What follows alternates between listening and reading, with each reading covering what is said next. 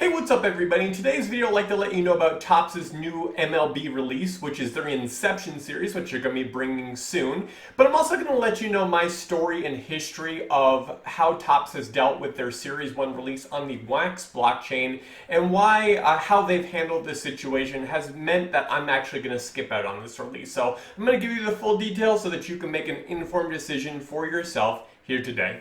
Let's get into it. Okay, so back in April of 2021, Topps released Series 1 of their MLB series on the Wax blockchain. And they did not follow it up with Series 2, but this is the next release, which is the Inception release, and it's going to be on their own blockchain, not on Wax. It says that there are almost 1,000 collectibles featuring 100 plus promising prospects. So the Inception series has already been released in the physical side, and they're just going to be bringing it to the NFT space. Now, the benefit of Topps as opposed to Panini when it comes to baseball, as you'll see here with these two logos, Topps has both the MLB and the Players Association license, whereas Panini only has the Players Association and not the MLB license. So what that means is that Topps is allowed to use the MLB logo, the team logos, and the full team names, whereas Panini is not able to do any of those three. So it does make Topps more desirable from a collector's standpoint, and Panini does have a discount in the physical market when it comes to baseball cards compared to Topps because of this licensing and what images they're allowed to display. So there definitely is more desirability for Topps putting out a baseball project as opposed to Panini, which wouldn't be said if it was another sport like the UFC or the NBA or the NFL, where Panini does actually have a license with the official league. Now, we don't have any more details about Inception as far as a release date, but we do know I was in their Discord and one of their Topps employees said that the date is fixed in stone, but they're just not ready to release it yet. So it should be coming soon, but we'll wait for more details. If you do want to follow along, you can follow Topps NFTs here on Twitter as they'll be posting about that. Now, as mentioned, I'm planning to skip out on this release, and I like to kind of give you a history why. Maybe you're unfamiliar, you're kind of new to Topps, and you weren't in on the Series 1, you're not really sure what's going on and why some people are griping. If you go through their Twitter feed whenever they announce a release, whether it's Bazooka Joe or their soccer, you usually have a lot of complaints as well. I mean, you see right here, what will happen with Wax MLB NFTs? Please explain what's going on with the Wax product you have abandoned. So, first time Wax MLB Series 1 ring a bell. So there's a lot of disgruntled people who are upset about how Topps handled the Series 1 release, and I'm one of those people as well. And so I'm really going to try to give you, I obviously have a bias because I have some experience and I feel abandoned as well by Topps, but I'm going to try to give you a level-headed history of what has went on with some of the facts of what they have and have not done, so that you can make an informed decision. So first, this is Atomic Hub, which is one of the primary secondary websites where you can buy and sell things on the Wax blockchain. A lot of people like Wax because it's not just one company's closed blockchain. Like if you go to NBA Top Shot, you can only buy Top Shot moments. If you go to Panini's website, you can only buy Panini's, cards.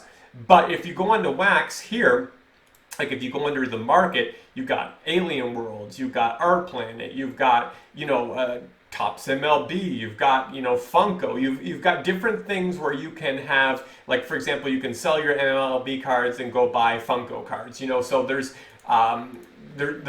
you can buy and sell between different projects, and it's not just limited to one particular company. And so a lot of people like that, as well as a lot of the features that Wax has, such as having like trading and having both an auction and listing prices. So there's a lot of good things why people like it, but in all honesty, the major reason why people such as myself want to see it on wax is because they released Series 1 on wax. You have some consistency there. We don't want to see jumping blockchains, and because, you know, different blockchains don't communicate with each other unless a bridge is built. And there is no bridge between, you know, Topps' current blockchain and wax. So they're on, you know, separate islands and they can't communicate with each other. You can't, you know, sell your Series 1 cards to somebody who's on toppsnfts.com. And so, you know, that's one of the frustrating aspects about it. So anyways, I just wanted to show you, you know, I have some skin in the game. As you can see, the estimated value, and by the way, these are my only 4 Funko packs that I have left. Everything else in my portfolio is MLB Topps. So you see about 20 grand worth of MLB cards, bought, you know, 20 grand, sold 15 grand. So I obviously, you know, have a lot of experience, a lot of buying, a lot of selling, a lot of holding with their platform, and I really enjoyed it. It's been great, and if they had put in the support and stuck with it, it would have been a fantastic thing.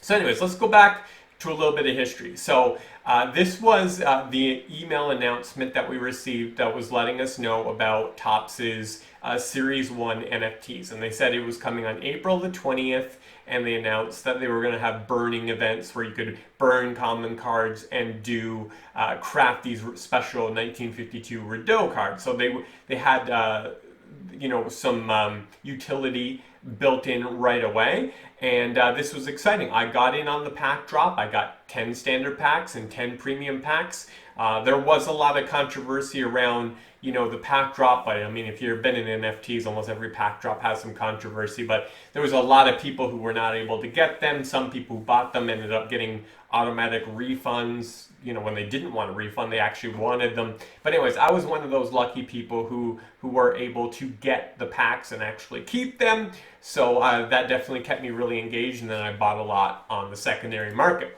So as mentioned, then they had 5 weeks of burning, and those were really fun. They did it like every Tuesday, you know, where we'd log in and find out what 5 or so cards we would need to burn to have in our collection to craft these Rideau packs. And so, you know, it really stimulated the marketplace. You know, people were you know, selling those common cards that were going to be in the burning for, you know, elevated prices, and you could make some extra money if you had them and you didn't want to do the crafting. And it was just really fun. It was really great, and it gave us more packs to open too, because they, like I said, it wasn't just crafting a challenge card, but it was actually crafting an actual pack. And so you would open it up, and I think it was 3 cards in the pack, and so it was a really cool experience and a lot of fun. And so we did this, and this all ended, the final burn event was on May 25th. So May 25th, remember, April 20th they release, first release ever. May 25th, just over a month, was the final burn event. And to date, they have never done one extra thing with Series 1. Nothing at all. No communication, no burning, no challenges, no extra releases, nothing. And in fact, you know, the silence has been deafening. And so, you know, the community, you know, which primarily met on Discord, you know, we were really frustrated with this, but one of the major concerns came shortly after when we received this tweet. So this is May 21st. Now remember, the final burning event was on May 25th. So this was just before the final burning event, while we're still having a bunch of fun. We get this announcement, excited that Bazooka Joe is coming to the blockchain. It says, collect him and the rest of the gang, powered by Avalanche. Stay tuned for more info. And so the community is like, well, wait a minute, what's going on? Series 1's here on wax. What Avalanche? Where is this coming from? And so there was already this confusion that, like, you know, we're wanting more, this Topps release of Series 1 is going great. We want more info. We want to keep you involved. And now it's on to the next project right away, and it's not even on the same blockchain. Like, can we get some more details? And they wouldn't give us any more details. They just kept tweeting about Bazooka Joe, Bazooka Joe, Bazooka Joe. And all if you like go through and read all the like Twitter comments, they're like, stop talking about, like, the community's like, stop talking about Bazooka Joe. We want answers to our questions. What's going on with baseball? That's all anyone cared about. And it was just like deafening. They would just keep tweeting about Bazooka Joe and not address any of the concerns.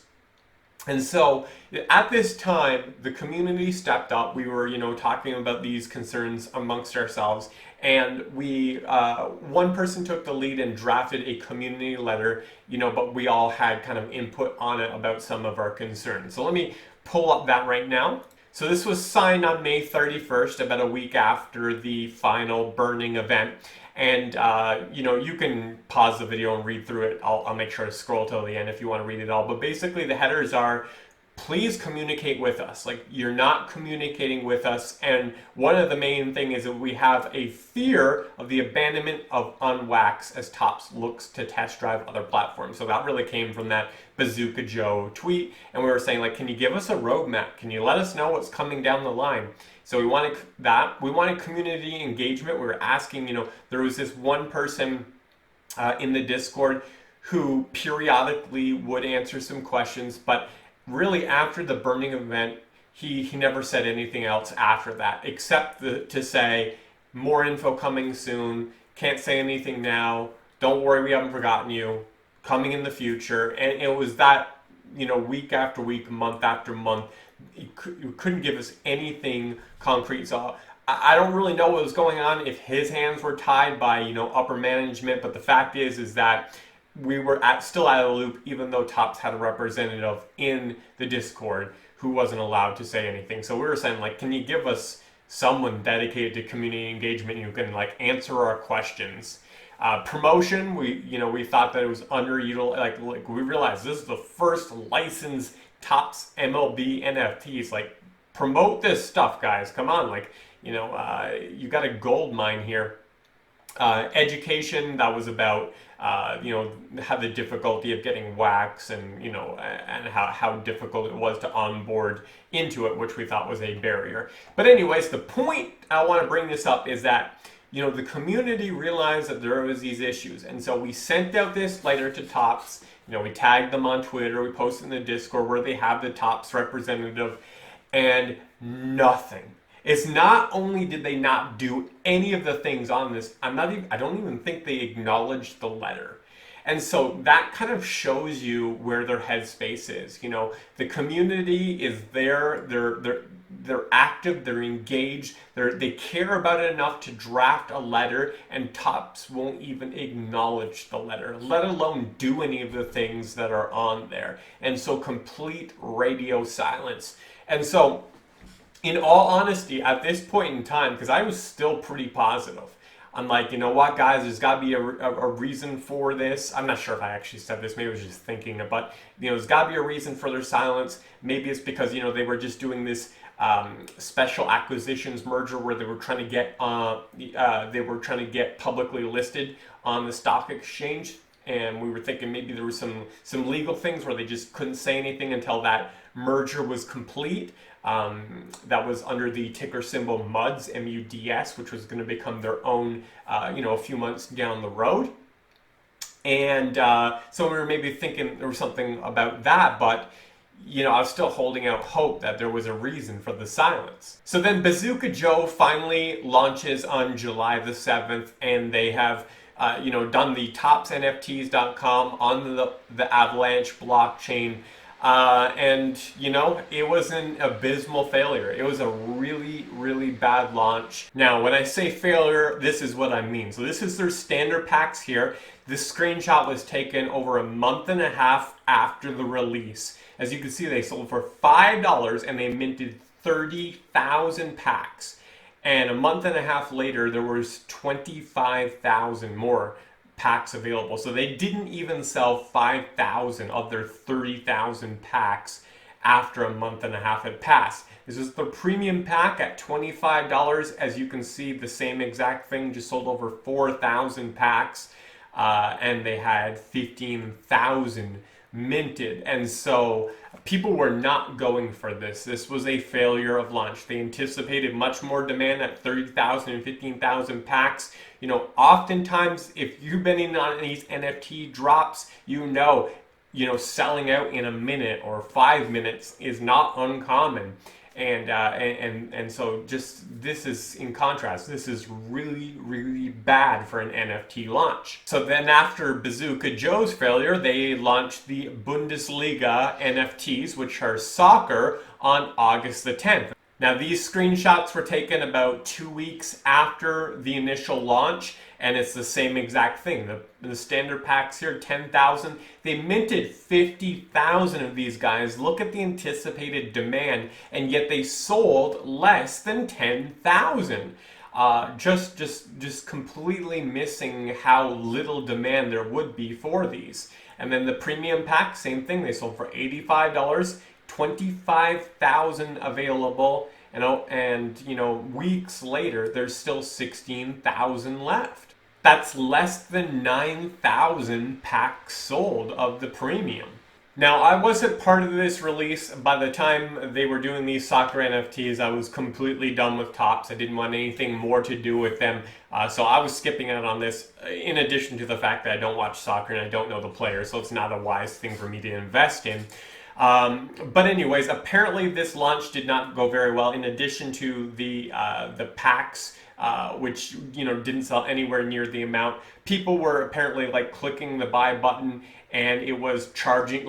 I'm not exactly sure, but maybe they got a failed message or some type of message where people thought they weren't getting charged, but they actually found out they were getting charged, and they got more packs than they desired. Numerous people were saying this on Discord.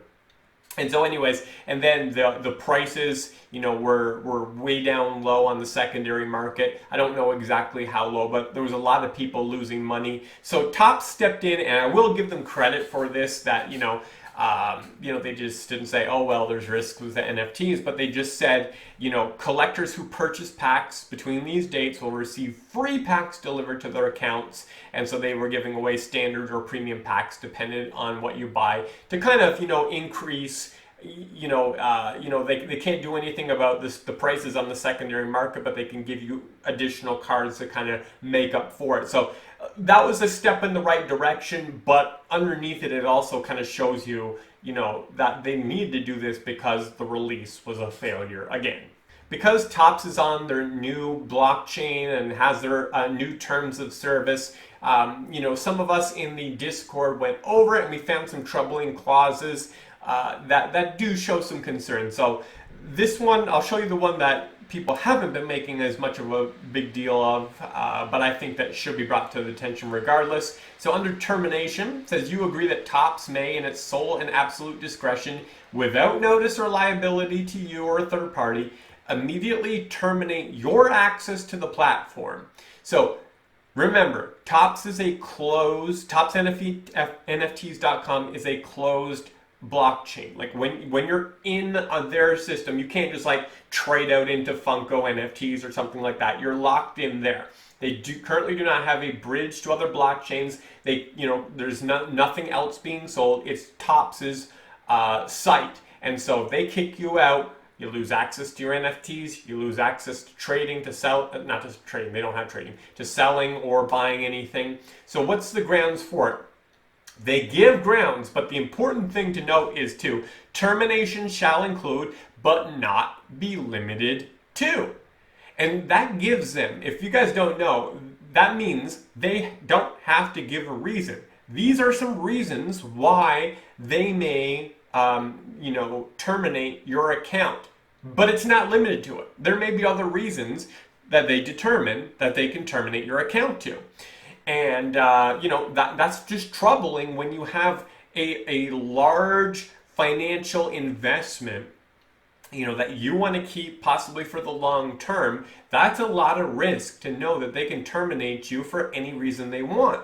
Now, there's another reason that you can lose everything to, and this one is even more ridiculous than that. So under survivorship, it says you agree that any of your registered accounts on any of these services, so that's topsnfts.com, your account, are non-transferable. So you can't transfer it to your kid, to your spouse, and any rights to your user ID or account contents, which includes your NFTs, by the way, they're part of your account contents, terminate upon your death. So if you die, you give up the rights to your NFTs and your account, and it can't be transferred to someone else like your kids or your spouse. That's a ridiculous statement and a ridiculous clause. The fact is if you die and your spouse reaches out to Topps and be like, hey, my husband, or he died and I need help getting access to his account, they just gotta quote this: I'm sorry, his account has been terminated upon his death. Thanks for confirming that. Like, that's ridiculous, guys. I mean, NFTs is about ownership. And we're supposed to have ownership of these, and we're supposed to be able to, to have them multi-generationally because they're ours. We have private property possession of them. We're supposed to, but we don't with this. Topps is saying, you die, our NFTs. You can't transfer them to somebody else. And so, that's terrible. That does not make me want to invest in this blockchain. So Topps definitely needs to relook at this. I understand lawyers wrote this. They probably didn't give it much thought, but they need to, because when the community points this out, and others have, I'm not the one that discovered this, then they need to step in and address it and be like, yeah, you know what, that is a stupid statement. We are going to take that out. So that's something. But Topps doesn't, they don't communicate well. They don't deal with community concerns. And so this is this problem upon problem. The other issue is that their marketplace does not have trading. So you can't just take your, like sports cards, trading is everything. This has been a part of trade, sports cards collecting forever. But not only can you not trade, but they have the highest transaction fees for selling than any other blockchain that I'm aware of, at 15%. Now, Panini and Wax are still both high at 10%. Top Shot much lower at 5%, and by the way, Top Shot has announced that their fees are too high, and they're going to give a rake back that even counts towards past transactions. And what that means is basically they're going to give you a portion of that 5% back for all previous transactions because they believe it is too high. But Topps is 3 times the cost of what Top Shot charges. And once again, no trading. And so you have to engage in that 15% fee for every transaction that you do. So once again, guys, you're getting locked in here where you don't have any, any connection to Series 1 on the Wax blockchain. They got a terrible terms of service. They have low communication. They have failed releases. They got the highest marketplace fees. What about this is compelling other than the fact that you probably love baseball, you probably love NFTs, and you probably, would love to have them in your collection. I get that. It's just Topps has completely dropped the ball on this. One more thing that you have to know, and I know this has been a lot already, but Topps has now, after 70 years, they have lost their MLB license starting in 2026. Now, this is another thing that is very frustrating to people, especially those that invested in Topps, the company, through their special acquisition. So this is the special acquisition company that was going to bring Topps to the stock market. And so you can see here in around April 7th or so, 6th or 7th, it was announced that it was going to be Topps that was going to be coming to the stock market through this ticker. And it ran up from high $9 mark to the highs of $18. So it doubled. Now remember, this is exactly around the time when, this is April 20th right here. This is the actual release date of Series 1. And so before we knew it was coming, and these are around when the burn events were happening and all this hype. And during all this time, little do we know on the background that Fanatics was engaging the MLB and the Players Association and locking up that deal, and how much Topps knew or didn't know that these negotiations were happening. Not sure. There's different stories about it. But, this is possibly, I'm not going to just say that, hey, Topps knew that this risk was happening. Maybe they did, maybe they didn't. That might surface in time. But the timing, has to be accounted for. The fact is that people were really excited about Topps. Here's their Series 1 launch. They got this license, and everything's going good. They're investing in it for the long term. And if Topps knew that they were potentially about to lose their license, it's just, it will be screwing over all the people who invested in it. I know a lot of people invested in it. I did too, just not at these levels, much lower down here. But people who were invested in it, if Topps knew that there was that potential, and I kind of wonder if they did, because why the silence? Why was that? Why couldn't they say anything about the Topps Series 1 release? It had to be because they knew something was going on with regards to the license in the background. I can't explain it. It's just it's too much of a ball drop. You can't, I can't even believe that they're that incompetent, that they cannot even acknowledge a community letter, that they can go months and months without addressing one concern, without promoting the product at all, and just let everyone get disgruntled and not say anything. They had to know that they were about to lose the license or something else that is catastrophic.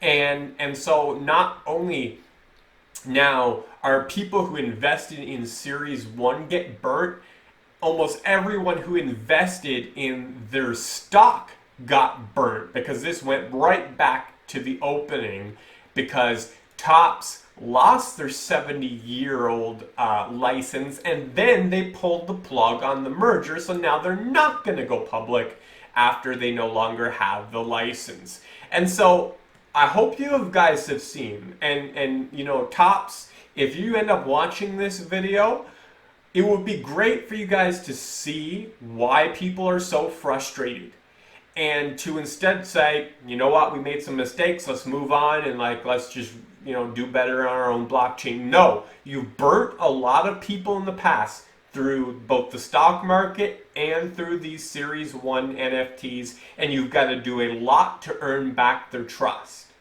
And so, in all honesty, I am willing to be pursued by Topps if they want to say, you know what, we blew it. Here's where we blew it. Here's what we're doing to fix it for the people we've hurt. Here's what we promise to do in the future. I'm willing to listen.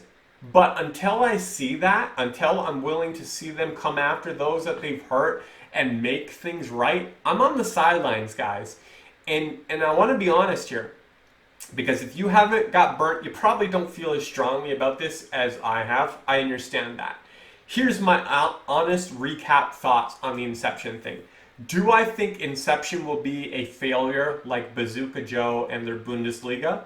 No, I don't. I actually think it's going to do fairly well, because it's still licensed, it's a good product, and it's what people have been screaming about since Series 1. They love the MLB. They want more of it.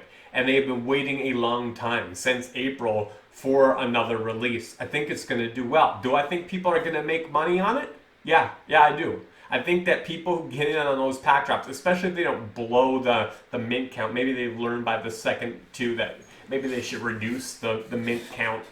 But if they make that a little bit more scarce, I do think that people who buy the packs will probably, most of them, make money. I do think this will be a successful drop. But that does not change any of these concerns. It does not change. See, the fact is that I can make money anywhere. I can collect cards that I like on different blockchains. I can go buy Topps, I can go buy Panini. I don't need to invest in Topps NFTs. I can make money elsewhere. And so, I want to do it not only to make money, but because it's fun and because I trust the company. and it's not fun. And I don't trust Topps, and they have blown it too many times. And so, it's just, I'm just going to sit this one out, guys. Even if you disagree with my take, even if you don't have those same passionate feelings that I do about this, at least you're aware. Now you know the whole story. You know all the risks, so that if you decide to just go in on these, Topps NFTs for the MLB, you at least know what you're getting into and what the potential downside can be. Hopefully it doesn't happen. Hopefully Topps, changes course and they do a better job moving forward. But it's going to be without me, guys. All right, guys, until next time, peace out.